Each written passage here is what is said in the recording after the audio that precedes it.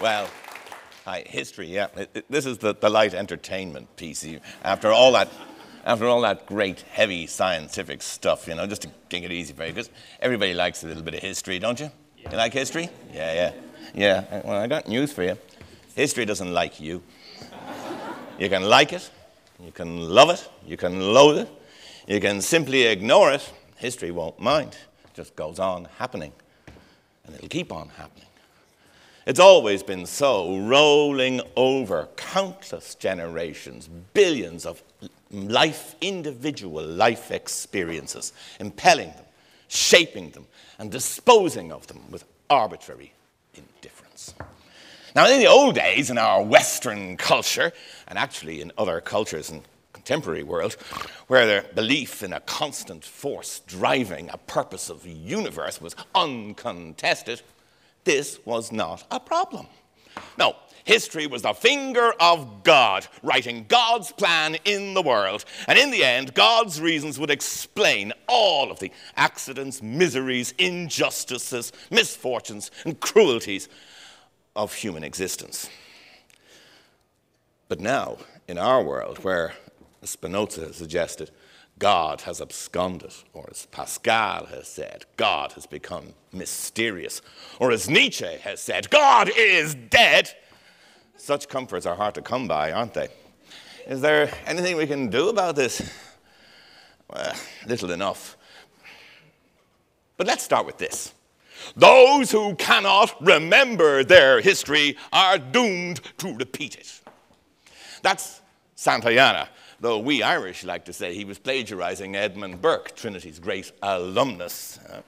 But whoever said it, whether the Spaniard or the Irishman said it, they both got it almost right and absolutely wrong. Let's take the easy bit first. Doomed to repeat it.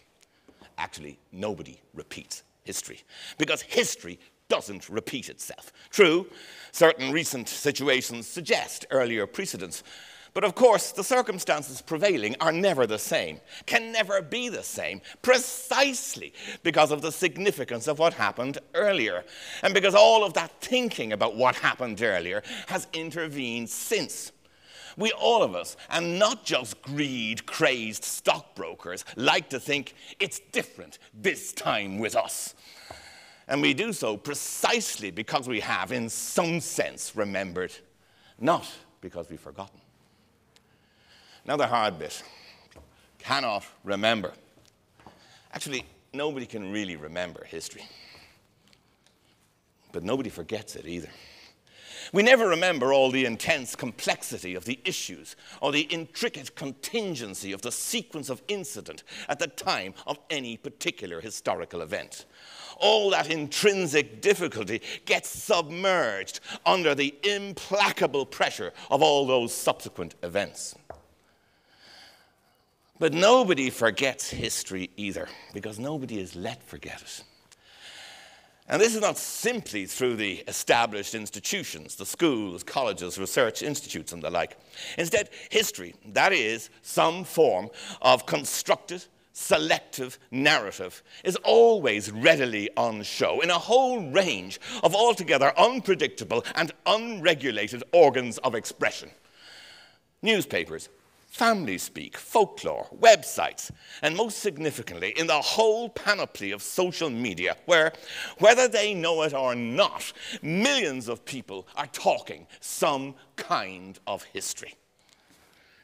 In a sense, it's always been such, and we critical historians have for a long time sought to attack this tsunami of historical remembrance and historical forgetting. We turned on it, we fought it. Critically, by examining the traces of evidence, always fragmentary and always deceiving, which history has left as a record of its passage. We did it by using the methods of forensic analysis, source criticism, and also by engaging with the concepts and methods of our colleagues in cognate disciplines such as economics, sociology, anthropology, psychology, and more. By such means, we turned on history, fought with it, interrogated it, asked some of the right questions about why it turned here, twisted there, and appeared, deceptively of course, to repeat itself. And we insisted that with all the knowledge we have of it, and because of all the knowledge we wrenched out of it, we shall be free. And for a while we won. The record of modern historians explaining the origins and significance of the possibilities of their own culture and of other cultures to their public communities has been hugely substantial. But history was better than that.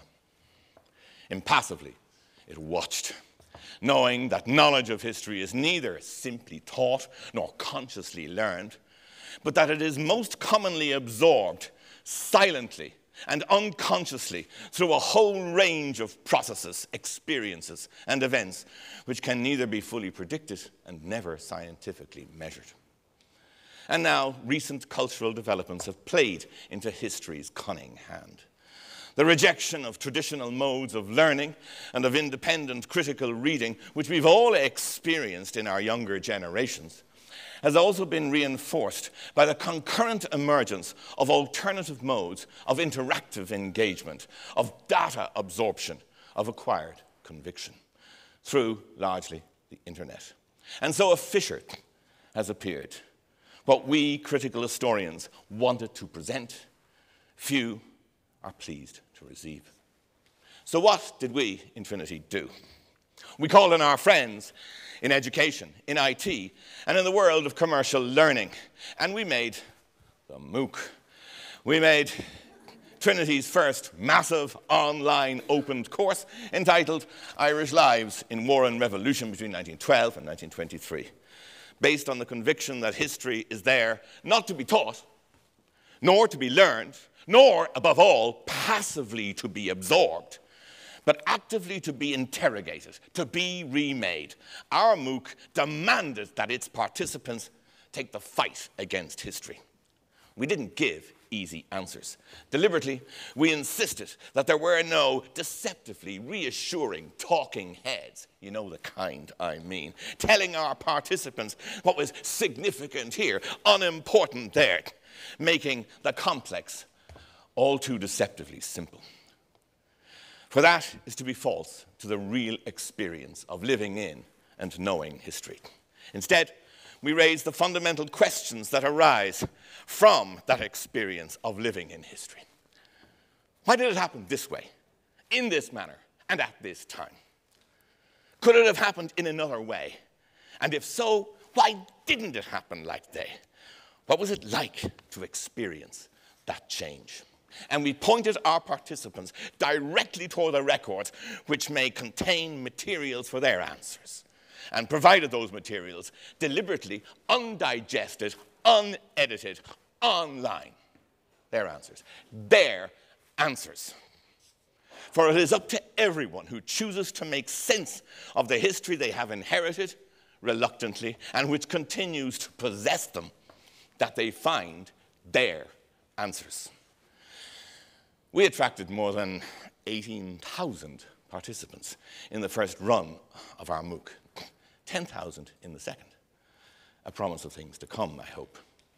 And since then, I and my colleagues on the MOOC team have been actively working with a major US university to create the first transatlantic MOOC, concentrating on the extraordinary experience of emigration, leaving Ireland, and immigration, settling here. No less importantly, we're working closely with colleagues, and I want to emphasize, with students in IT to create the first intensely interactive website for the generation of new materials and new perspectives on the lives of ordinary people in 20th century Ireland, guided by key interpretative questions and stimulated by the existing primary evidence, inviting everyone to join in the struggle to come to terms with history. Everyone is invited to join with us on this journey, making it all the more personal and all the more meaningful as they move from phase to phase, problem to problem, probing deep into the complexity of historical change and becoming all the more free of it for that. But they can decline or leave at any stage, saying it's too hard, too boring, too frightening. Either way, history won't mind. It'll just happen.